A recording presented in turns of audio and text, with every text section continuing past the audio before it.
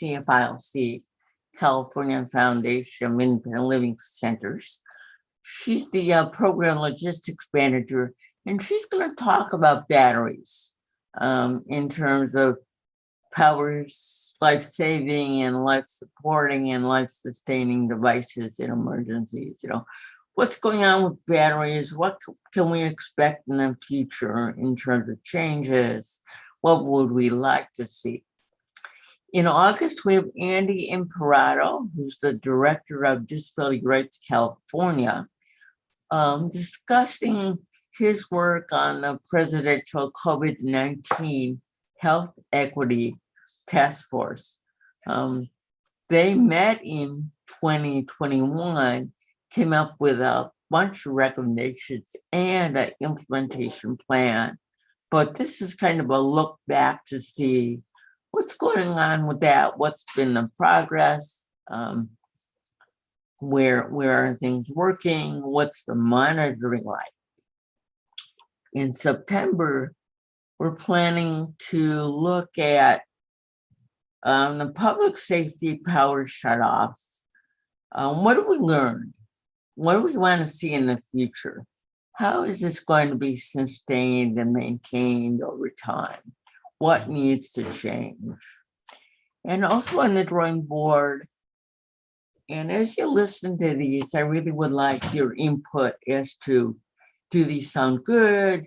Are there other topics you'd like us to investigate and promote on these calls? But here's what's on the planning list.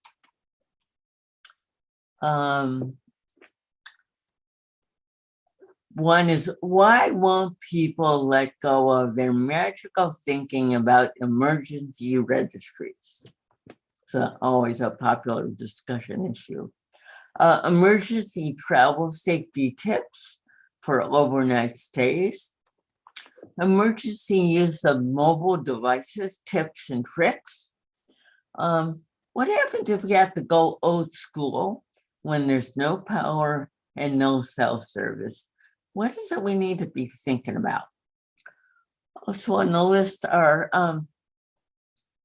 what about living in an elevator building?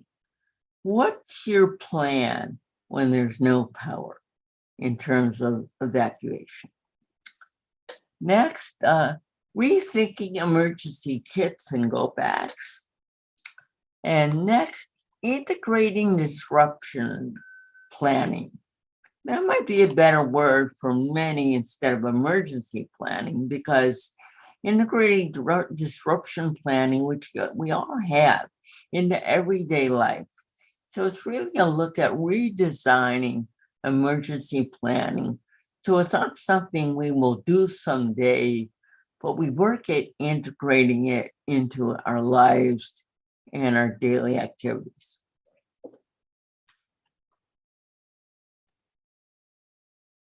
So again, email me your ideas. Do you like these? Other directions. What would you like us to explore?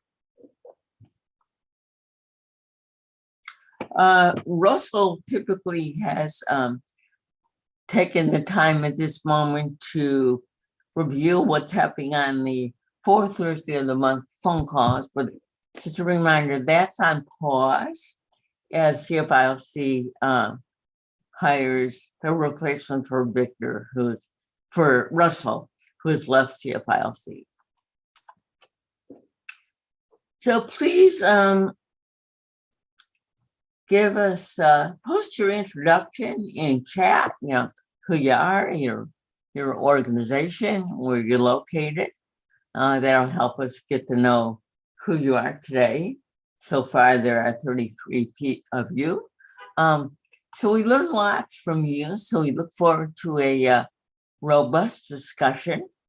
And we also want your feedback. So we will post a poll of questions toward the end of the call, and also a Survey Monkey link, which Victor will put in chat for those of you who may have difficulty accessing the poll. So today, Welcome to learning more about WID, the World Institute on Disabilities, Emergency, Disaster, and Climate Resilience Projects. Our format today is very casual.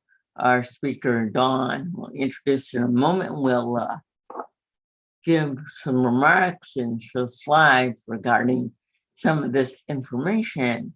And you all can feel free to post your questions in chat or save them for the discussion time, which will be ample after Dawn speaks. So you can use the raise your hand function, and you find that in reactions, which on my screen is at the bottom, and it says reactions. So today we have Dawn Skaggs. She's the Director of Emergency, Disaster, and Climate Resilience at WID. That's quite a title. And Dawn is a good friend, and we go back, I don't know how many years, at least a decade or so.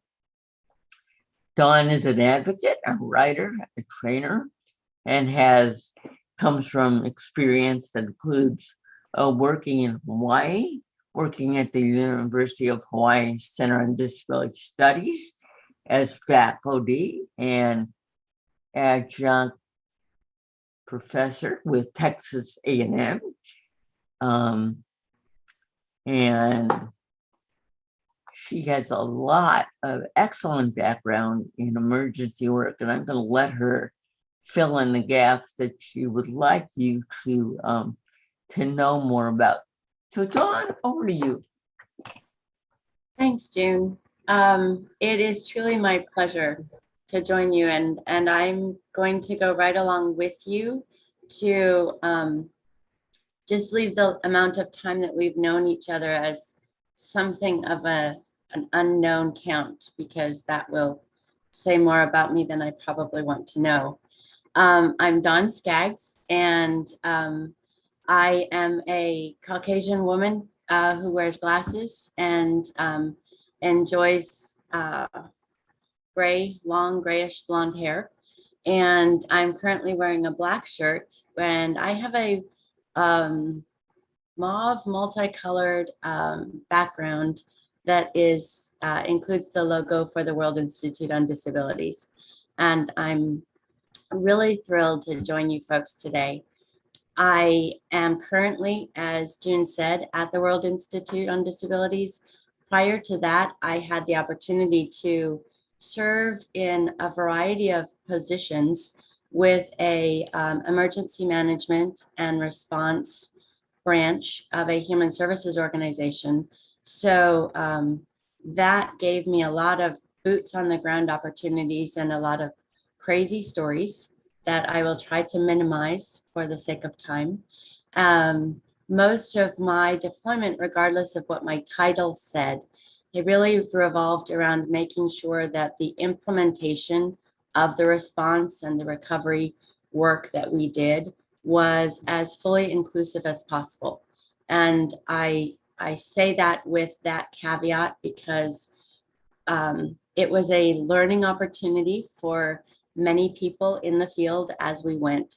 And but it was a growing opportunity, and it was really a good opportunity to bring in some of our conversations, some of the expertise that is very profound in the disability community, to provide some just-in-time training to responders and volunteers and other nonprofits who were deployed with us. And so that is some of my more recent background. June shared with you that prior to that, I was at the University of Hawaii Center on Disability Studies. My primary roles there had to do with developing pilot programs around disability inclusion in emergency preparedness. So my career path has been an evolution of sorts, coming from the disability expertise world and becoming embedded in emergency management and really moving forward at WID to help to bridge that gap, which I find sometimes is really some of our language. Learning to speak the same language as the other people who are working in this field can really be a game changer. So that's a sort of a thread that goes through a lot of what we do at WID, is making sure that we integrate as well as include and look at the big picture, the whole person, the whole community, and not just be very finite. I do have some slides that I hope will generate a few ideas and some questions, and I hope to be able to answer them. But I'd love to have your conversation in the chat, as well as raising your hand at any point, although we will have the time at the end. So if it's okay, June, I'm going to go ahead and share my screen.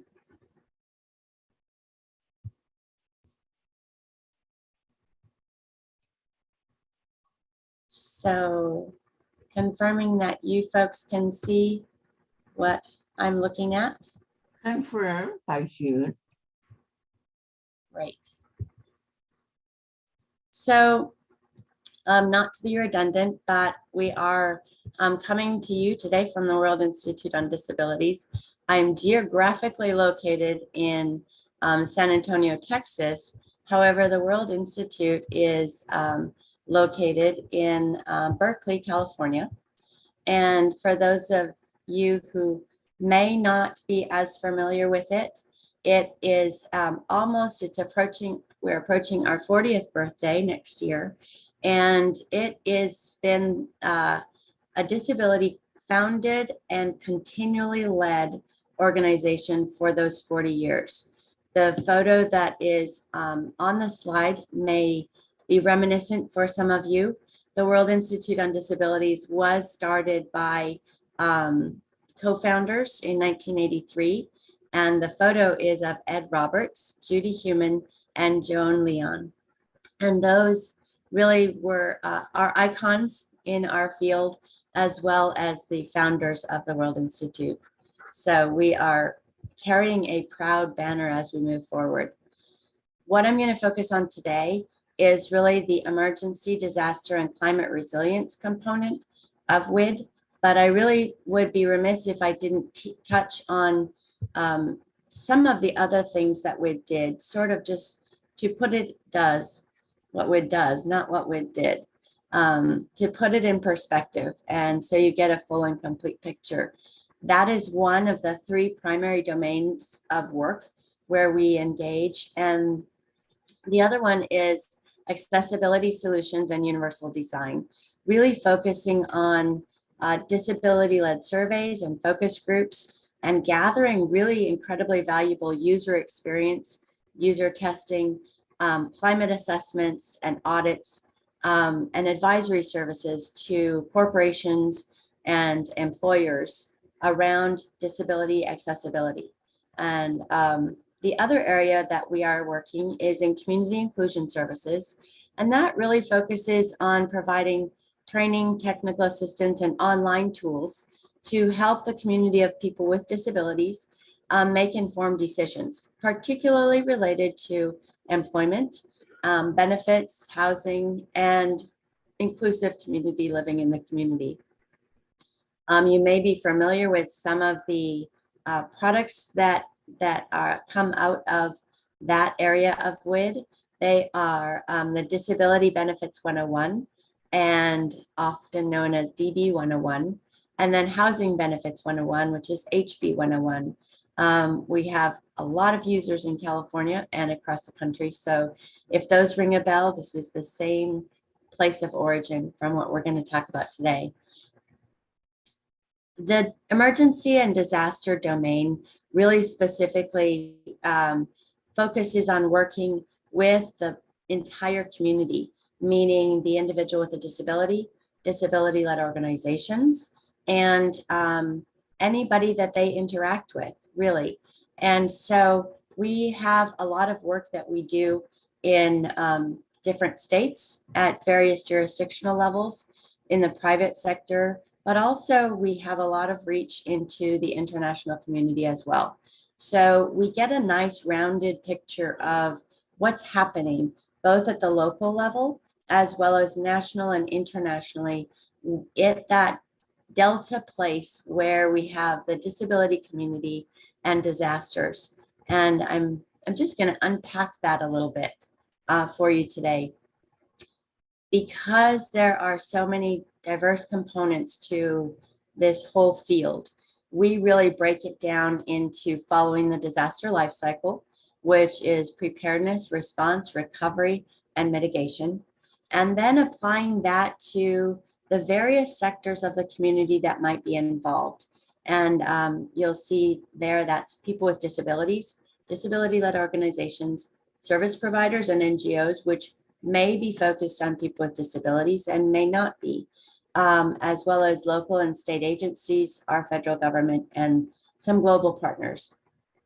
This is really intentional on our part because some of the barriers that we're going to touch on, some of the barriers you already know about, really can begin at any one of those places. So we want to make sure that we have a very broad oversight and a very broad strategy to make sure that we have a clear picture of what barriers there might be, so we can be really intentional and strategic about how we can overcome those. And I apologize, I neglected to advance my slide. So what you're seeing now is what I was just speaking to with the different ways that we take a 360-degree approach. When I say the full disability or disaster life cycle, that started with preparedness. And very briefly, our work in the preparedness area really has to do with both the public and the private sector. In the private sector, projects working with various partners, as well as in the public in preparedness planning. When we're working with the public sector, that really looks like evaluations of their inclusive emergency operations plans most of the time. And if you've ever engaged with an emergency management department or any department that has a plan, you will know that there are a lot of plans and they rely on each other. And not everything is written down just the way we would like it to be. And what we have found is that if something is not written in the plan explicitly, then it may or may not happen. And so when we engage with the public sector at whatever jurisdictional level, that's a really big part of it, is making sure that not only do they have the awareness, but that they have the knowledge to create implementable plans. I'm sure you've heard on other calls how important it is to have a plan not to put on the shelf, but a plan that really can be executed when it's needed, a plan that's done in advance, and partnerships that are done in advance, and that those all center around and include people with disabilities. One of our more significant works when we're working with the public sector is really to look at, is your work for and your planning with people with disabilities, is that an annex? Is that an add-on? Or is it integrated into everything that you do for your internal staff as well as your partners and then the constituents in your community? And really taking that entire look at it to make sure what's there, what's planned is there, and it provides instruction and information, that it's useful, and that everything is very evident. One of the things we know very well in public sector emergency management and health departments is that there is turnover. And so trying to make sure that there is some institutional knowledge in those plans, because we never know when a disaster is going to strike. And then the other area that we work in is in response. So our primary work in the response part of a disaster is through our Global Alliance for Disaster Resource. And that is an acronym GADRA, and you will find me potentially using an acronym inadvertently, and GADRA would be one that I might default to. The Global Alliance for Disaster Resource really fills a gap that was really very evident and really came to bloom in the advent of COVID. And we realized very, very clearly that disability-led organizations are left out. They're left out of the planning, the funding, the activities, the information gathering, and the information distribution. And that meant that the people with disabilities in the community were also left out.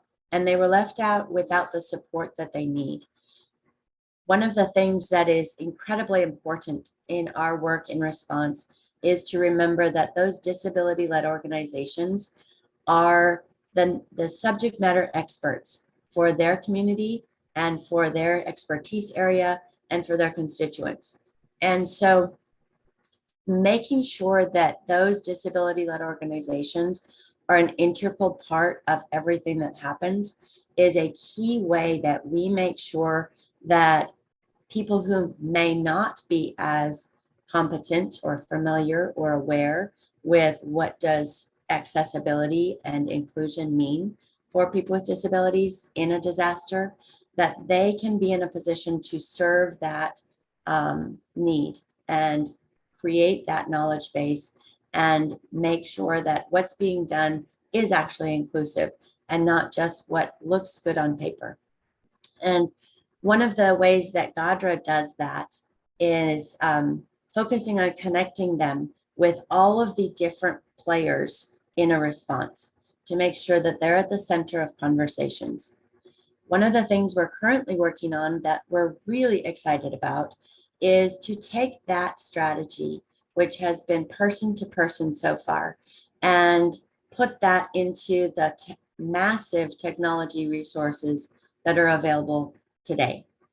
Not to be dependent on that, but to build on what we already know is evidence-based promising practices, and to put those in a virtual world so that we develop an emergency operations center specifically for disability-led organizations so that they can really step into that place and exchange information, build on the expertise, for example, that was built in Japan by the disability-led organizations that responded to the Tosoku disaster there back in 2011. And what did they learn? And apply that to others around the world so that we're not repeating the same lessons learned. And if we're doing that, we're really not learning them. And so putting all of those pieces together, in addition to putting disability-led organizations in touch with and matched to socially responsible corporations, foundations, and other humanitarian aid that participates in a disaster, so that we make sure that the disability community and the agencies that represent them are not left out. There is a join GADRA note on there, and I will put that in the chat a little bit later. I'm not adept enough at multitasking to do that as I speak. We'll get lost somewhere along the way, but I will definitely put that in the chat for you to follow. We would encourage anybody to jump in and join GADRA. There are no eligibility criteria. It's just a great opportunity to participate in a global network. So the next thing that we do with respect to disasters is in mitigation and resilience. And that project is called the Disability Inclusive Emergency Preparedness and Disaster Resilience. And because we are very fond of long titles, we have a lot of acronyms. And this one is our DEEPTER project. And this really looks at when we have people living with disabilities in the community, and we're really taking a hard look at what does inclusive emergency planning look like. We have to look at all of the places that people are in the community and make sure that the planning is inclusive of those locations, of those engagements, and of the various needs that might occur there in a disaster. One of the key areas is in employment.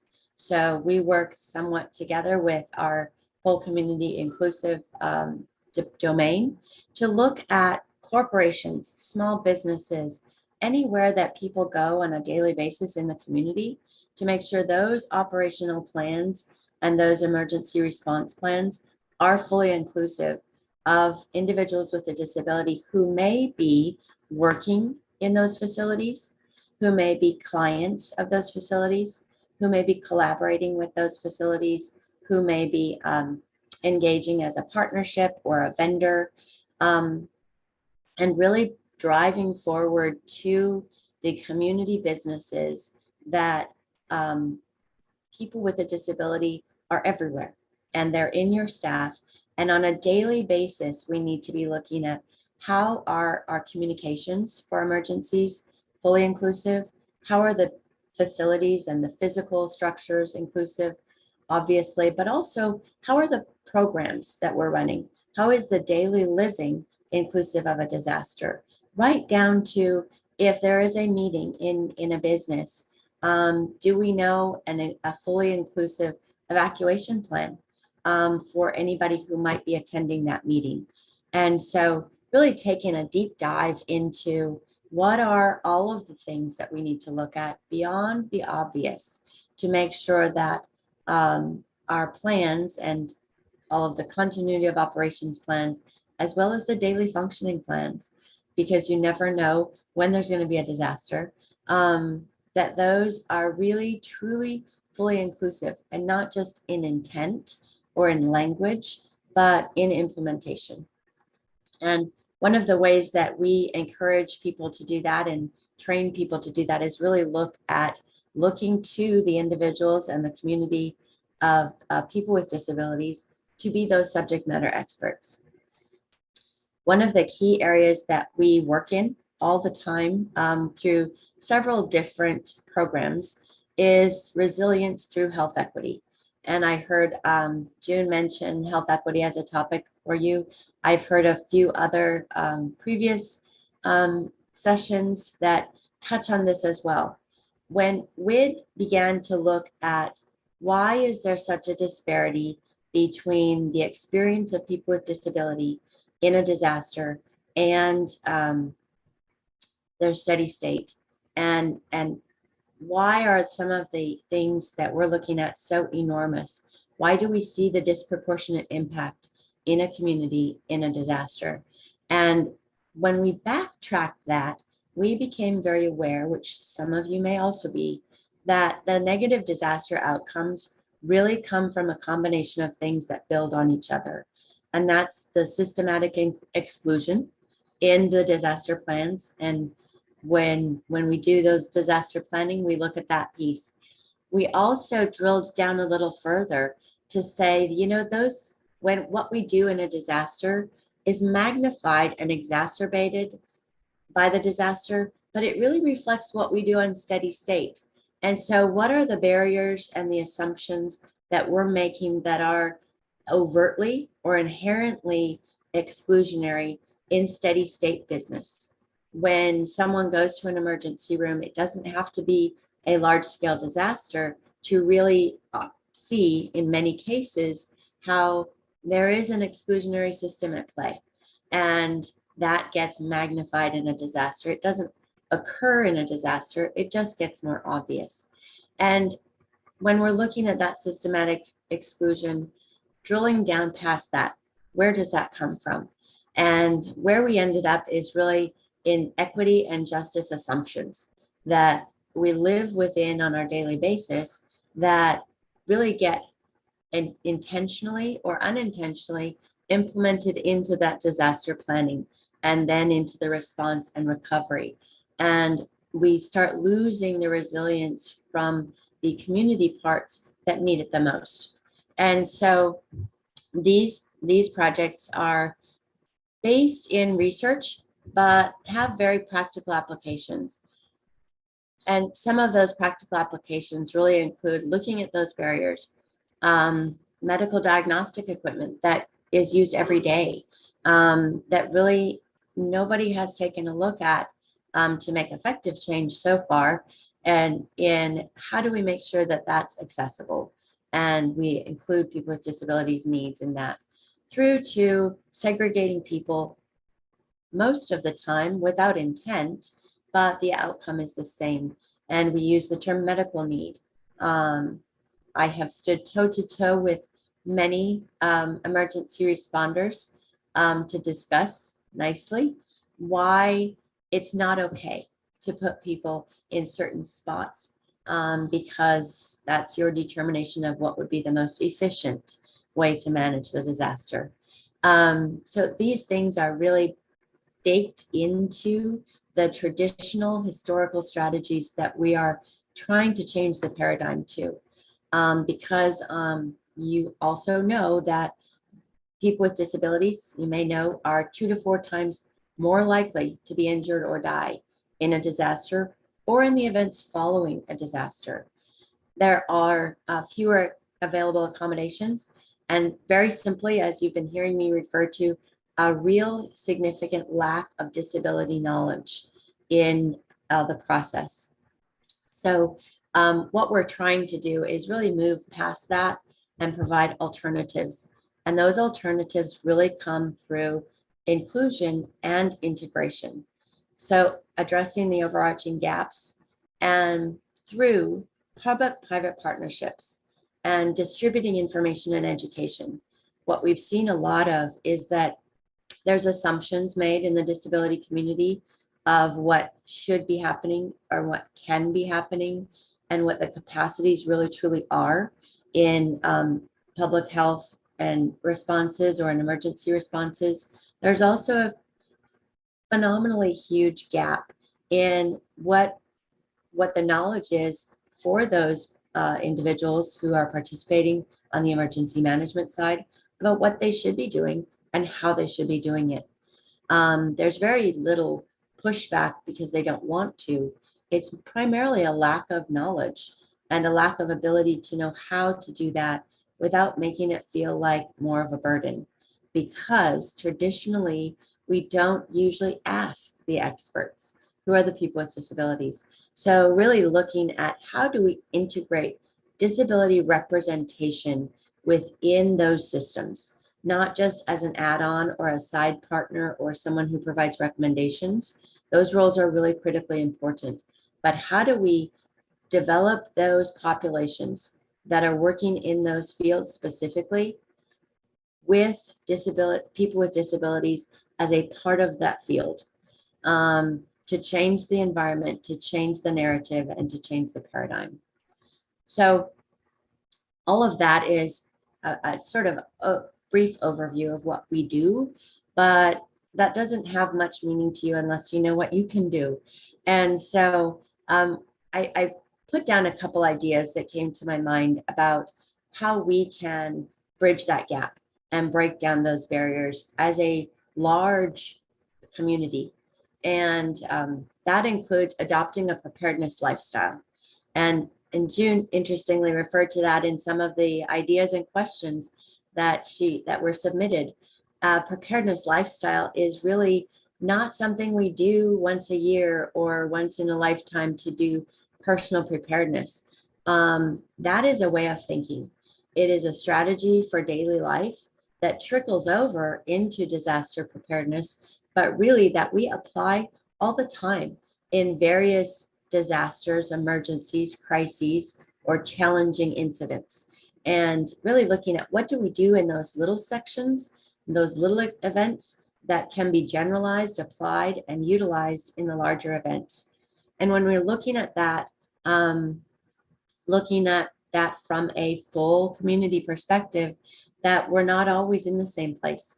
And if we are going to an employment location or participating remotely in an employment, which some of us do and some of us don't, and some of us probably are wondering whether we're going to in the future, thanks to COVID, really asking about that, about what is our employer's preparedness plan with respect to our needs. and how can we help them to improve that? And really looking at that from everybody we interact with in the community, to include local responders and participating with them, to share our expertise with them, to forge those partnerships between ourselves, public agencies, as well as private entities. And then joining into the global community of people with disabilities who want to see change, who want to participate in change and affect change for some of those less desirable outcomes that we tend to see repetitively. This slide has some information for you for contact information. There is a phenomenal amount of information on the WID.org site, and you will find a lot of emergency preparedness, response and recovery services, as well as an abundance of resources, some of which were co-authored by a few of you on this call. And so I would encourage you to spend some free time perusing that and getting to know us a little better, so that we can glean from your expertise and collaborate as an expanded community. And that's obviously the end of my slides. And so I'm stopping my slide screen share and really looking forward to some of your thoughts, because this is, I'm sure, a phenomenally robust group of idea makers.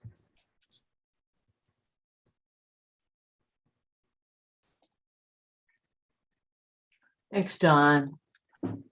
I bet we have tons of questions that will come in. Let's see what we've got. We've got one in here from Christine. Is there a general database or other for businesses, etc., to have information on how to apply for ASL and card? I think she might mean card services.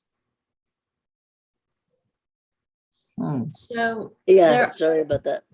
Okay. Thanks, Christine.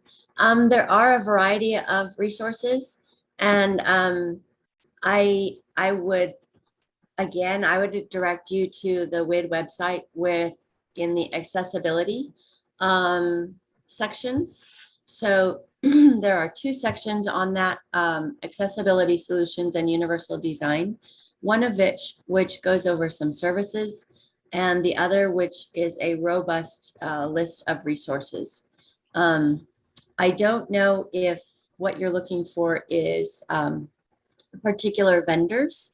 I don't think you would find that there, but you will find ways to find local vendors depending on where you're at.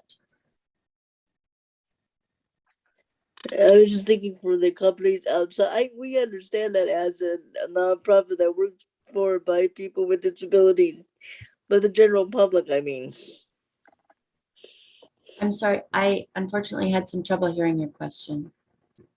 So for the general public, for general businesses, etc., that may not understand the need and the requirement to make their services fully accessible. Yes. And this is definitely not a WID website advertisement time, but those are some of the things you'll find in that accessibility solutions under services.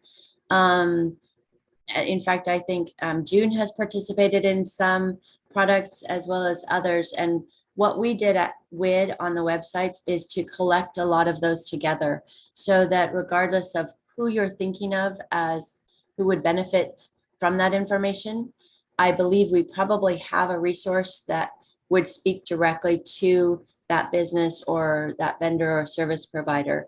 Because you've touched on a really great point that if people know, well, many people don't know that they should be doing it. And that's not an excuse, but it's a reality.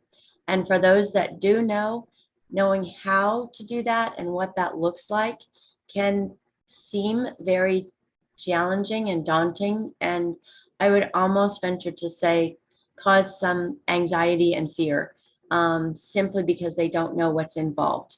And so I would definitely direct you there. There's a lot of different strategies depending on your relationship with the general public or the target person or business, as well as what it is they need to do and where they're at on that continuum of learning. So there's just an enormous resource of options out there. It just might take a little bit of drilling. If you would like, I can do some research myself and get back to you on that and through June if you would like. But I would definitely encourage you to go to the accessibility solutions pages. That'd be great for all of us, actually. Thanks, Christine. Great. We have two more questions. One is in chat, and then Todd will be next. His hand's up. From Charlotte. How can we help emergency management agencies that are very small, like only a few people, and rural areas take these practices on? They are often under-resourced and have trouble with the basics. Excellent question. Thank you so much. It's absolutely spot on because there's a lot of attention to the larger cities and municipalities and county and state level plans, but really where the rubber meets the road in emergency management is in that local office, in that local district. And you're totally right that in rural areas, which make up the majority of our country, and then in smaller or less well-funded communities, that person who is the quote emergency manager is also possibly the fire chief or the police chief and several other hats that they wear, some of which they chose and some of which they were voluntold to wear. And so that creates a huge challenge, and inclusion can feel very much like a term that you may have heard repetitively, which is an unfunded mandate, where they're told you have to do this because it includes your entire community, and that's what the way that it needs to be done. And what they hear is you have to do this in addition to everything else you're doing. And so my strategy and my thoughts on that really go to that public-private partnership building through whole community planning. And the whole community planning is something that's been around for a while and been convoluted and interpreted as different jurisdictions prefer. But really, in essence, it's three principles, which is understand what the real need is. And in order to do that, that information comes from the community. And so when we're talking to emergency managers, trying to state our case and convince them why this is not just essential and necessary and the law, but it's in their best interest, the principle of really partnering with us as the disability community and acknowledging and accepting that we have some expertise to bring, that we're willing and eager to bring, and that all of these extra things or things they perceive to be extra are really just a different way of structuring it. And empowering the whole community is the second principle. And then looking at what works well, which is a really important driver when you translate that into plain English, really communicating to whoever that person is or that department is that, this isn't new. We know how to do this because we do it every day. And we're willing to come in and partner with you and create that public-private partnership relationship so that you don't have to do more. We're just going to split up the pie in a little different way because we do it already and we're happy to do it with you. Not for you, but with you. And that's a really important distinction because there is a tendency to default to saying, okay, well, if you guys can do this and you know what you're doing, then you guys just go ahead and do it. And really, that is not inclusive and integrative and not going to be successful, because that's their way of, not intentionally, but taking it back off of their plate, which we have seen over time definitely does not work. So really taking that approach of, we're here with you and we want to work at it together. The barrier that can come up at that point is with respect to the long-standing tradition of, we are the experts and we're here to help and we will carry the load because we are the responders and we are the emergency managers and we know ICS system and we know what to do, and we can't possibly, bring you into the fold because it will be too much work. And really that's something that can be dealt with through the building of a relationship and acknowledging that we too have things to learn about their area of subject matter expertise. People go into the emergency management public service fields not because they don't want to help, but because they do want to help. But there's a lot for most people. There's a lot of themselves tied into it. It's not the kind of job that you do from 9 to 5 and go home. It becomes a part of who you are. So it's really important when building that relationship to be willing to learn the emergency management system and learn their processes and learn and understand what it is they do and can bring to the table, so that we don't accidentally create a barrier of only focusing on what they don't know that we do know. So it's that hand reaching halfway across the table strategy. I hope that helps a little bit. So Dawn, that's great. And Todd, you're an expert. Right before I wanted to inject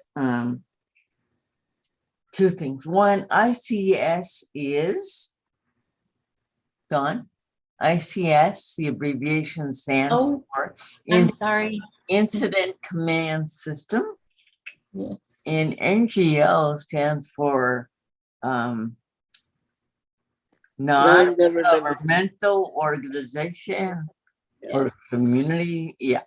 And Dawn, just a quick story. I was working in a very, very rural county and was excited to have a lot of community partners and disability-led groups and other disability-focused organizations in the room, really wanting to partner with the very small emergency responders and few manager types.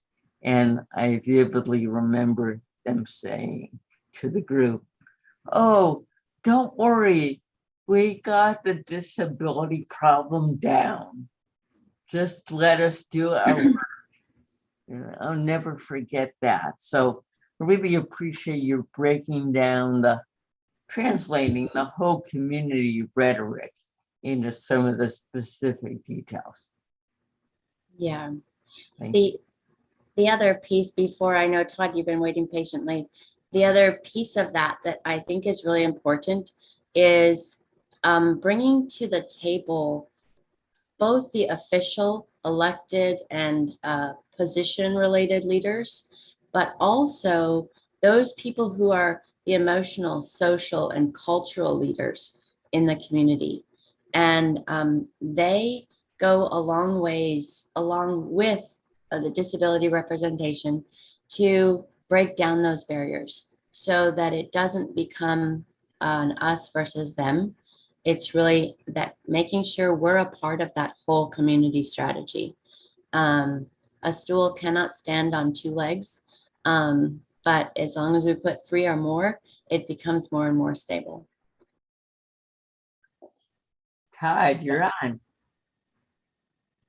Hey, thank you so much, June and Dawn. This is Todd. And I originally was going to ask a question and make a comment on the recent visit by Marcy Roth to the Bali, Indonesia conference. But like a Labrador with a tennis ball, Charlotte threw out such a great question that I have to follow up on what she's talking about. And I couldn't agree more. This is something that we have to really tackle on a regular basis, because the rural areas of our country are so underfunded and are challenged quite a bit. But the California coalition here and World Institute on Disability, the Partnership for Inclusive Disaster Strategies, have been working with the Association of Rural Independent Living, April programs of Rural Independent Living, April, to try and start working on some of those issues that, that affect the more rural parts of the country. So this first Monday of the month meetings that they're having is brand new. So I encourage you to get more involved, everyone here, if you can, to try and address some of those issues. But Dawn, I mean, you speak so precise about the direction and the history of how we've had to try and attack this in what June would call that magical thinking. And I think that the farther you get away from a big city, the more that magical thinking seems to come into place, where you have people okay with registries, okay with a list, okay with knowing the sheriff's phone number. That is not planning. That is hopeful, and that hope is not a strategy. So I'm going to leave it at that. But Charlotte, excellent question. I'm glad you brought it up. Thanks, Todd. You are absolutely right, and I appreciate those thoughts, because you are one of the soldiers with boots on the ground, moving this process forward inch at a time. So Dawn, I want to go back to just June Chaos. One of the things you talked about was some of the things that are missing in emergency plans. So what typical critical details do you find are often missing in emergency plans? In terms of disability related. Yeah. The biggest thing that we find that's missing in the written plans is the disability community, and the specifics of what will be done and what can be done. A lot of times we have seen people with disabilities referred to in the plans as we will evacuate them from a point of refuge, or we will do it as we're able, or we will come back for the people with disabilities for an evacuation, or we will use accessible vehicles.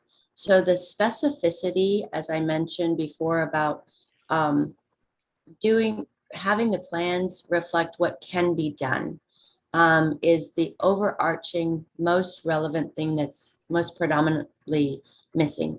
And that is, how are you going to evacuate individuals with a disability, and who? Answering those 5 grammar school questions, the who, what, why, when, and how. Those are the specifics that are missing. And unfortunately, a lot of that is because the plans are made with a goal of making a plan, rather than collaborating with the community to figure out what works best.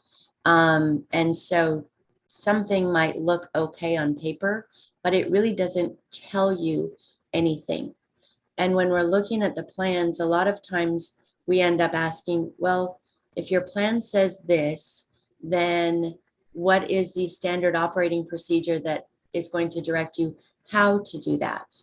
And so the tangible implementation for people with disabilities is really missing. And I would say that is a reflection of something else that's missing. And that is the collaborative plan writing together with people with disabilities. So when you parse through what's said and what's not said, what isn't said is what they don't know. And that is, what are the things that we're going to need to think about? What are the communication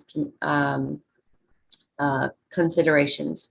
And generally speaking, transportation and communication, not in that order, are some of the most predominantly and significantly missing pieces.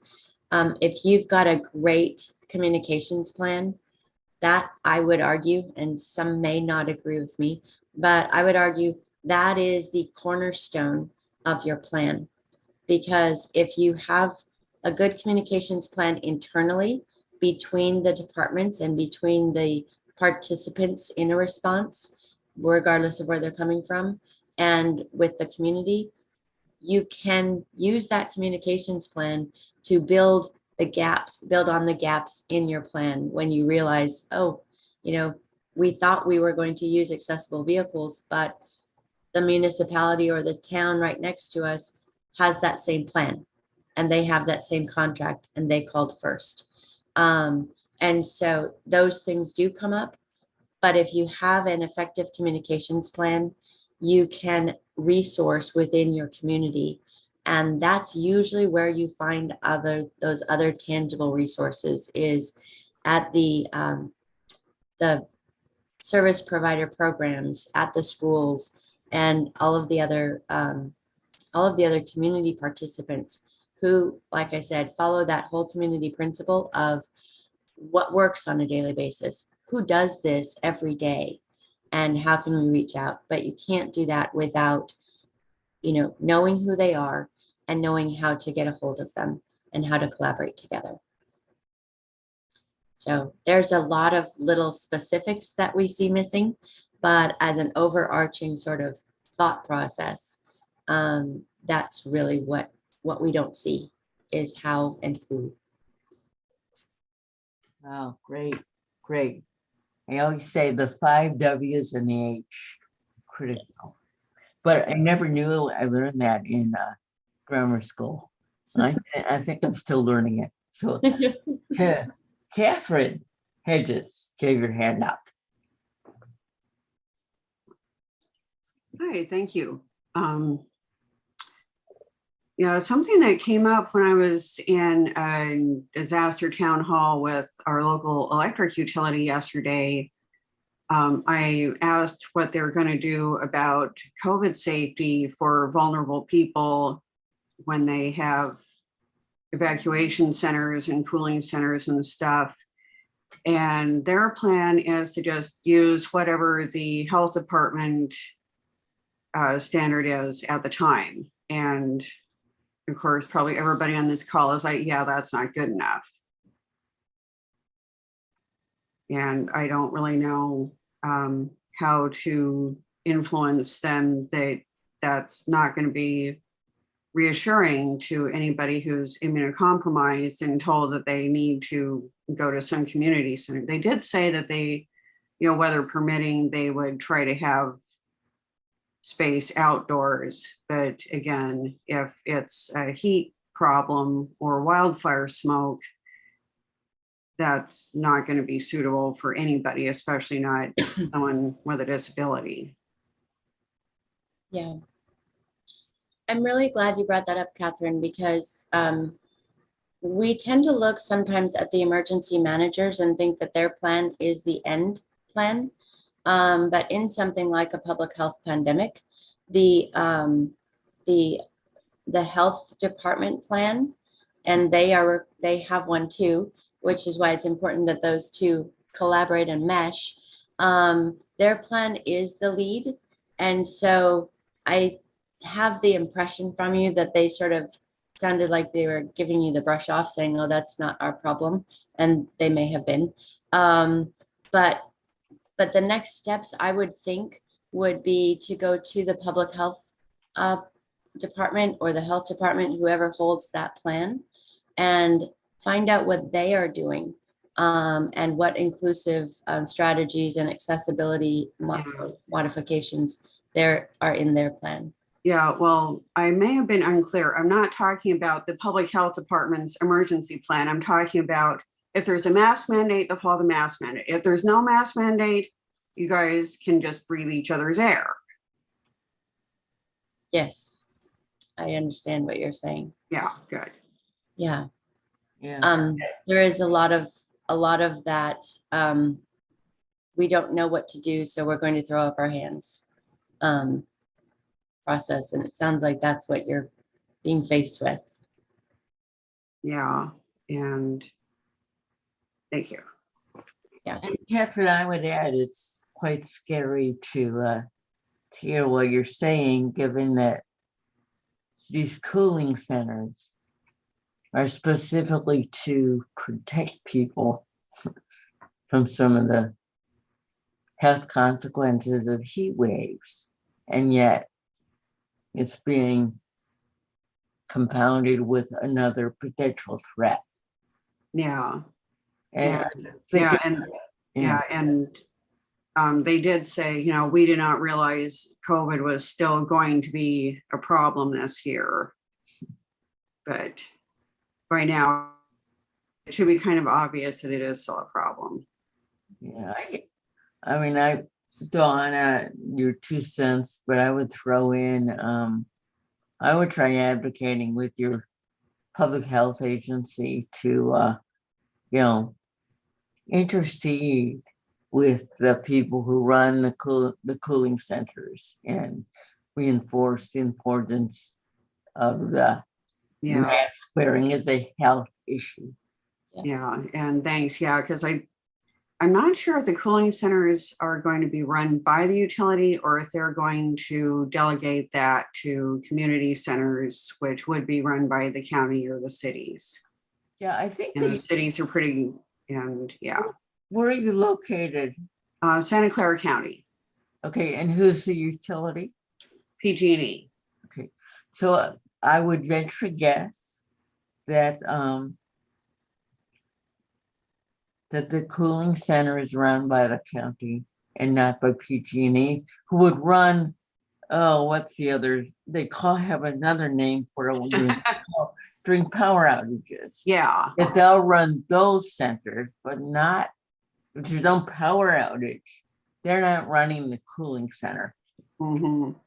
So anyway, great issue and good luck with this. Thank you. Catherine, I would also, I'm sorry, Jen. Go ahead, Dawn. I would also really encourage you to do what June said and reach out to the county directly. I do know that they are currently putting a lot of attention to their Access and Functional Needs Inclusion Committee and in the planning process of standing up an Office of Disability Integration. And so at the verbally, they are very committed to this. And so they might be, if you reach out directly, if they are running the centers, they might be of mind to listen. Good point. A mistake. Yes, of course. One of the things that, particularly with COVID, we have seen really, I'm going to say unfortunately, is this misperception that if it's not mandated, then it's not necessary. Mandated only means that that's the law and you have to. It doesn't have any bearing on whether it's a best practice or recommended or really necessary. It's just whether the government says you have to or the government doesn't enforce it themselves. So that's maybe a piece of the conversation that mandated versus not mandated here is kind of a moot point. Yeah, it's kind of like ADA being the floor for accessibility, and nobody's saying you can't have universal access. Right. You both make excellent points. And just to clarify, Catherine, the entities run by the utilities, thanks to Ron, who posted in chat, are called community resource centers. But again, the local jurisdiction would be responsible for running the cooling or warming centers. in California. So over to you. Let's see, I think Cindy was first with a question, and then we'll go to Christine with her question. So Cindy, your question. Thank you very much. You know, I listen to these and I think, wow, our area has such a good handle on I work within the field of people with developmental disabilities. So, and I look at our field and I just see our field and what a wonderful job they've done. However, this has been such an awakening that maybe what we need to be doing is cross-referencing the system in which I work with another organization in our area that works with people who are deaf and hard of hearing and pulling resources. And then maybe they can pull in another organization that works with people with senior citizens, because like I said, they have great resources, but do all these other organizations have great resources? And maybe one of them has a resource that we don't have. And so I just want to tell you that, you know, it's not a question, but maybe other people should be looking at that, because I live in Northern California. We've had a lot of experience with wildfire. So we have built on our system, but this has opened my eyes to maybe looking outside of that system and collaborating with the big wigs from the different organizations together. So thank you for that. Of course, my pleasure. Thank you, Cindy. I'm really glad that you said that, in that it really is a good reminder that by definition, emergency management is facilitating whatever needs to be done to empower and allow and support the community to act on its own behalf. And so what you're describing is really that, the community acting on their own behalf and becoming their own force multipliers. So it's a really great point. I appreciate you bringing it up. Yeah, we happen to have a board meeting coming up this month, and I'm not on the board. I'll facilitate people with disabilities that are on the board, but we do have meals with other people, and they could push that information forward. Mm-hmm. You know, you bring up another idea of hearkening back to my days when June and I worked somewhat together in Hawaii. The getting in the door is one thing, but having people listen is another. And one of the most successful strategies I have ever seen to getting through to the heart and mind of emergency managers and responders is not when I could go and say whatever I wanted, but we had a very active community of people with intellectual and developmental disabilities who were very, very active in emergency preparedness and personal planning. And when they would go to speak to the leadership and the emergency management departments, there was a pin drop and everybody was on the edge of their seats, because what they had to say carried so much resonance and was so poignant to the people in the audience that it was a really effective means of connecting the two community groups. So forge forward, and I'm anxious to hear how well you do. Well, you know, sometimes we listen to these meetings, we think, well, you know, I'm just nobody, and what can I do? Well, maybe it's not that you can do something. Maybe it's whose ear can you bend? Right. And I'll stop this part with a quote from Gandhi that if you ever think you're too small to make a difference, spend a night with a mosquito. So. Christine. I will use that. Great. I like that. That's cute. Thank God for Gandhi. Okay, so small story and then a question. A long time back now, like 3 to 4 years, I sat in on a discussion of the various paratransit systems around the area, throughout the Greater Bay Area. And I was a little disturbed at their response. This was a tabletop exercise to try and figure out what they were all going to do during an emergency. And to a person, they were more even though they weren't coming out and flat out saying it, they were basically saying, we'll do the best we can. However, if you're not a part of our system, oh well. And that was rather more than a little bit disturbing. And I pointed out, okay, so that means that you're saying that folks that are not already a part of your system are just gonna have to lump it and try to muddle through as best they can. And one thing that I later discovered was that, for example, San Mateo County has this fantastic emergency bus that can hold up to about 8 wheelchairs, 4 to 6 stretchers, and a heck of a lot of people in the back of the bus. Because of the layout of the bus, really well thought out, I thought. I'm wondering why not more public entities, cities, counties aren't looking to acquire. Granted, they're expensive as all get out. However, in an emergency, that's where that kind of resource would really come in handy. That's a really great point, Christine, and it sounds like those are pretty amazing vehicles. Transportation, I'm really glad you brought it up because it is one of the more difficult hurdles to surmount. And we're still fighting it down here, yes. Yeah. It's the compounding problems are that it truly in any given hour, there probably isn't enough vehicles for all of the people who would need it because they all need it at the same time. And so, and there definitely isn't within the public agency domain.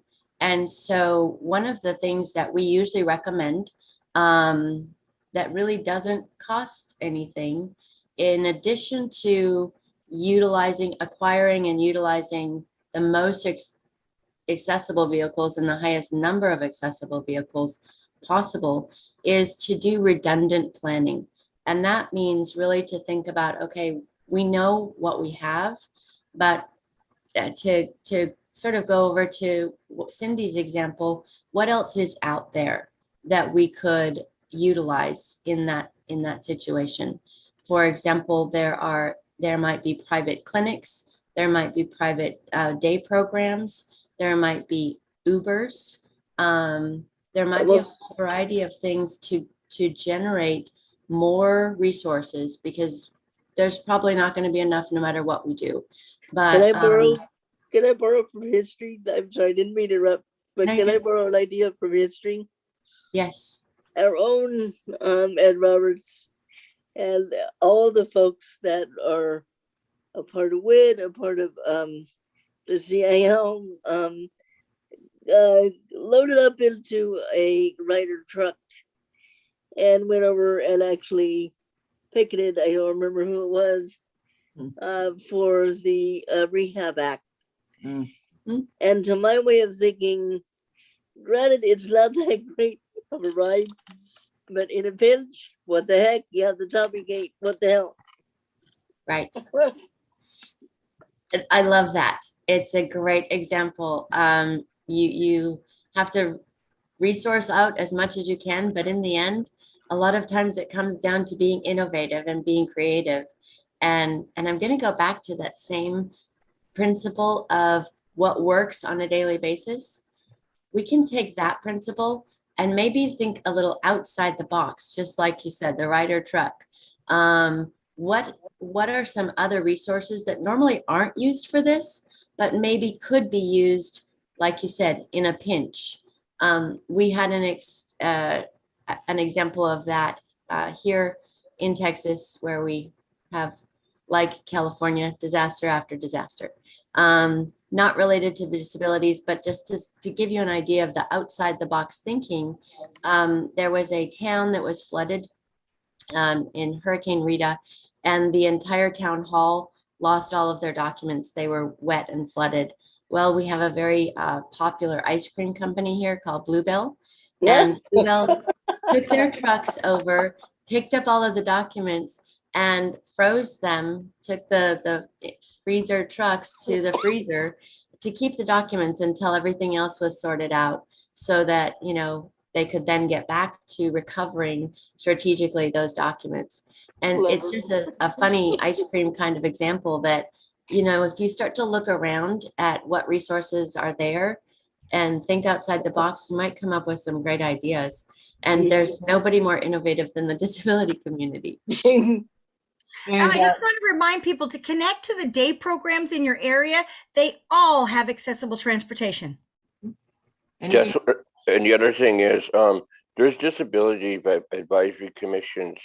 The California has 3 of them. So I'm on one of them. And we talked about disaster planning. And when people do disaster planning, when they do the drills, make sure they do it correctly. Make sure they have somebody who is hard of hearing, not pretending to be hard of hearing. Somebody who is disabled, who has physical disability or mental health disability, and not just a disability that is they pretend that they have them. Have people who have real disabilities participate in those drills. We've had issues with that with Sacramento County until we got on them about it. The other thing that we do in Sacramento County is we do a SAC RT. We have SAC RT Go, which is usually used to be Paratransit Inc. And so we've been using Sacramento Regional Transit here in Sacramento County to try and work with Placer County Transit and Yolo County Transit and use buses. Now, we live in 2 rivers. We have American River and we have the Sacramento River, and we've had flooding. We hadn't had it lately because of drought. But then lately, the biggest thing is it's been fires. So we've been worried about fires in California. And so we have to have a plan to help somebody who has a fire system. And it's not just evacuation, it's an early warning system to make sure that they can evacuate. We've been trying to figure out how to set up an early warning system so we could save lives, especially in areas like Paradise and other areas that have been caught in the fires. Sacramento, luckily, we have not had bad fires, but it's definitely something we have to look into. And we have to have so it's not, can you get them out, but can you warn them early enough to get them out? And so the Disability Advisory Commission of Sacramento County, which I sit on, but not representing today, I'm representing CDR today, but it's still about reasonable accommodation. Do they have enough reasonable accommodation so that people know that the early warning system is working to prevent lives lost? Full stop. thanks, Randy. If I may, we have a new app here in Santa Clara County called My Shake, and it's a warning cursor for whatever earthquakes might happen. It's brand new, just started, but that may be something that you may want to investigate in your area. I just wanted to draw your attention this June in terms of thinking outside the box. Besides all of the difficult, accessible emergency planning we have to do related to transportation, accessible resources and assets. Let's see. They posted here, I like this. This is thinking outside the box. In an emergency, Andrea says, horse trailers with ramps could be used. That's outside of the box, and that gets you thinking, well, what else? Maybe a moving van with a lift or any kind of rental vehicle like Christine talked about. They do have in a pinch, in a real I suppose private contracts would work on that. But my question is to all of the nice folks who are on the phone here, how do you, and you guys live in different parts of the city and the country, how would you make sure that we have private contractors working with the state? How does the state make sure they work with the county governments to make sure this happens? Because that's really where it really starts with, make that you have enough resources, and it costs us a lot of money. So I would put that out there too. It's like, how do you make sure you have enough finance? You were like the buses you were talking about. The buses are expensive, but can't you get some kind of grants or nonprofits to come and help you do that? That's what, we always look at the fiscal side of this, and I'm just curious if you guys had any ideas about how you guys got enough money to do all these great programs. Randy, I'm going to jump in and say I don't think there's ever enough money to do things the way we want to do them, and we think that should be done. But there are grants, and there are grants. The emergencies are always start at the local level. So when we're looking at collaborating and creating contracts and vendors, that starts at the local level too. And then allowing it to push up to the county and to the state to further expand out on those resources.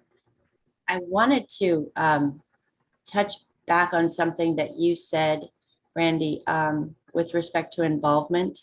But first, I really feel like I need to highlight Dawn's comments in the chat about the transportation, and that it's not just the vehicle, it's the drivers and the available drivers and the drivers who have training to be able to assist. You can get an accessible vehicle, but you're still going to need somebody who knows how to help people on board and off board. And even if that's just as a caution provision and a safety measure, or if it's assisting with equipment or baggage or whatever, that's a really, really critical piece. And I thank you for adding that, Dawn.